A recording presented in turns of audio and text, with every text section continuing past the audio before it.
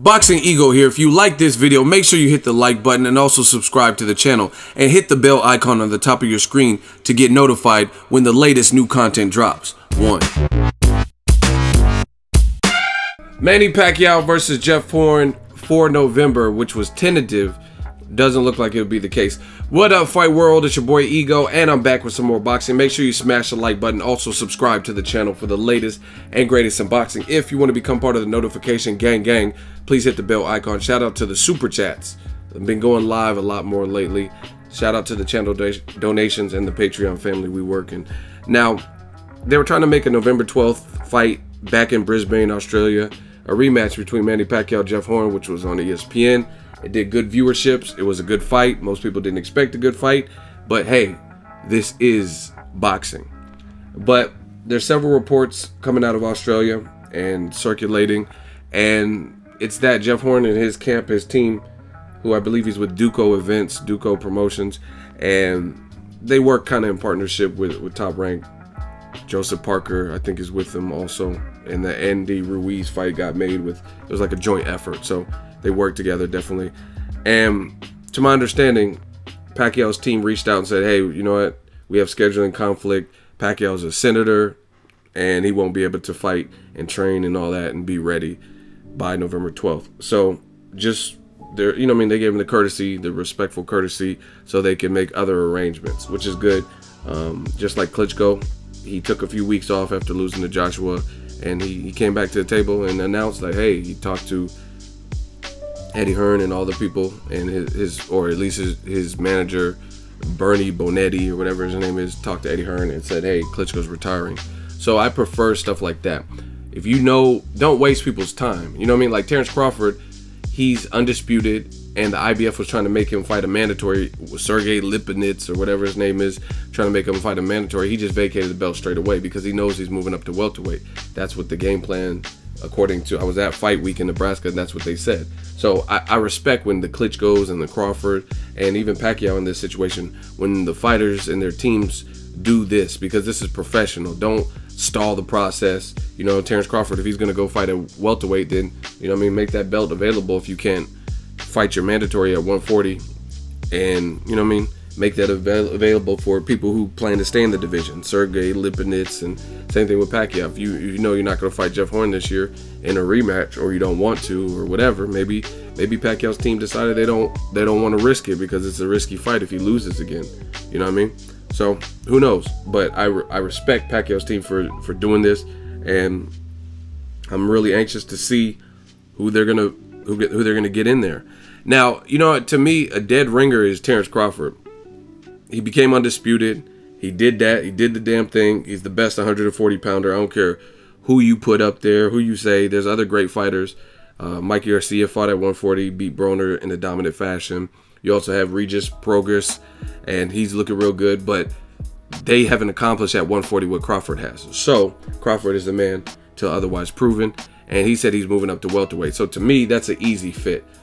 Errol Spence got called out by Jeff Horn, but I just think the Errol Spence being on the Al Heyman side, that will create some issues, things like that. Terrence Crawford is with Top Rank, who just worked with Duco Events and worked with Jeff Horn's people just to put on the Pacquiao fight. So I want to see it.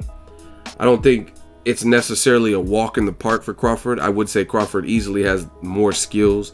He's ambidextrous, but Jeff Horn looks like he has solid power. If you guys watch the Pacquiao fight, he did hurt Pacquiao in round 6. So his power looks solid. His confidence should be budding and growing, because you just beat a definite Hall of Famer, the only person in boxing history to become an 8-division champion. You know what I mean? Now, there's some clauses with, to me, there are, with weight stipulations, catch weights and stuff. But, I mean, when it's all written, Pacquiao's a legend, you know what I mean? And that's, as it sits, that's what he has accomplished. So Jeff Horn should be at an all-time high in terms of confidence. He's the champion, and we ultimately don't know how well anybody will look until they actually move up. We could easily say, oh, Crawford has all the skill in the world, which he does, but will guys respect his power the same way at 147? That's 7 pounds, you know what I mean? So it's still, we still have to see it. And how is someone's chin 7 pounds higher? Right? You seen in the fight with Andre Ward, he moved up 8 pounds, or or whatnot. He moved from 168 to 175, right? And he fought Kovalev and he got sat down. You know what I mean? That doesn't happen too frequently, especially at 168. You know what I mean? It hadn't happened for Ward too much. So it's an interesting fight.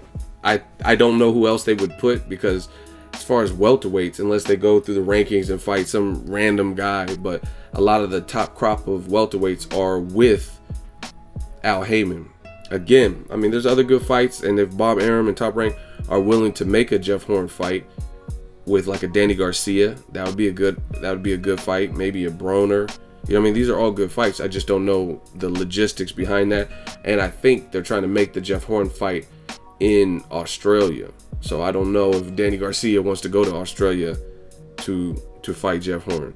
But Terrence Crawford, I'm not saying he does either. I don't know. I haven't talked to him. But at the end of the day, he fought Ricky Burns in Scotland, in Glasgow or whatever. So for the right price, I think he might do it. Plus, they're on the same side. Let me know what you guys think. Why is Pacquiao backing out of the rematch? Do you think it's because he doesn't want that work in the rematch, or he knows it's risky? Or do you think it's senatorial duties? Or what do you guys think? Should Pacquiao just hang it up? I mean, for me, Pacquiao's a legend. Much respect to everything he's accomplished, but time is ticking. You know what I mean? I thought he was going to do an immediate rematch like people wanted Ward to do, or Mayweather when the Castillo fight was close. It was a close fight. I had Pacquiao winning. I talked to Errol Spence Jr. He had Pacquiao winning. I got the video. It's on the channel and stuff like that. So it would be nice to have seen an immediate rematch. And that's kind of the problem. I think Pacquiao, all the senatorial stuff and wanted to be Duarte's assistant or future president and stuff for the Philippines, that's all great. Serve your people, serve the land that pretty much cultivated you, but you can't. Boxing is not the right sport for that, to me, where you can't really have one foot out, one foot in.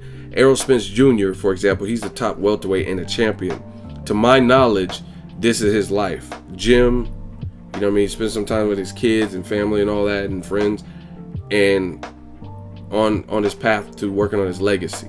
You know what I'm saying? Pacquiao's accomplished a lot, but you really just can't have one foot out, one foot in, and half-time, part-time senator, and then only 4 weeks you can open up your schedule to train. You know what I mean? It's too hard, because I'm telling you, these other guys, especially if they're getting nice little paychecks and stuff, this is now their full-time job. So they're extremely hungry, and this is all they have. They don't have senatorial duties to bounce back on. So I think Pacquiao, he kind of should have done all the senator stuff to this degree.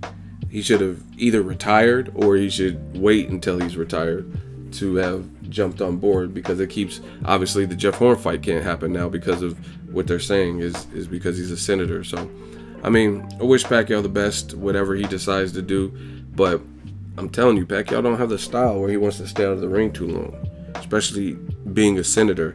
I mean, it looks like he's watching his weight. I've seen some recent pictures of him, but still, it's different being in the ring. Some people even said Floyd Mayweather could have been sharper versus Conor McGregor had he fought more frequently than that 2-year layoff. You know what I mean? You could actually argue that, because Conor did have some success early. So, and Floyd is a fundamentally sound, complete fighter. Pacquiao is not. Pacquiao doesn't really do everything fundamentally sound. He's kind of like the Roy Joneses and the Sergio Martinez, unorthodox, awkward, and they do things that work for them particularly. But as age and father time catches up, you'll see if they lose a step or lose a hint of speed, then they might not look the same, or they might get knocked out or whatever.